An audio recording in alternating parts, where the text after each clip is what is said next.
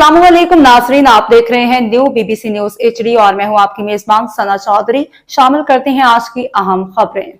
सांगड़ से रिपोर्ट कर रहे हैं हमारे न्यू बीबीसी न्यूज के bureau chief of Pakistan Ghulam Qadir Bhaiyu.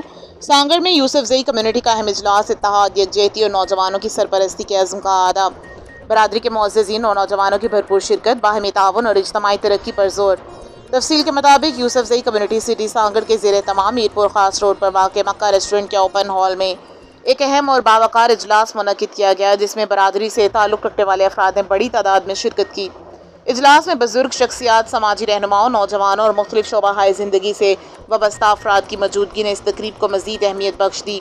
इजलास का बुनियादी मकसद यूसुफजई बरादरी के दरमियान इत्तेहाद, बाहमी एहतराम, अख़वत और मशावरत के फ़रोग़ के साथ साथ नौजवान नस्ल की रहनुमाई और इनकी हौसला अफजाई करना था, ताकि पूरी बरादरी यकजहती के साथ तरक्की और खुशहाली की राह पर गामज़न हो सके।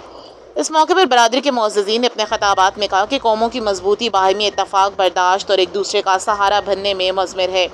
शुरका ने इस बात पर भी जोर दिया कि नौजवान नस्ल को तालीम, किरदार साजी, समाजी खिदमत और मस्बत क़यादत की जानिब राग़िब करना वक्त की अहम ज़रूरत है।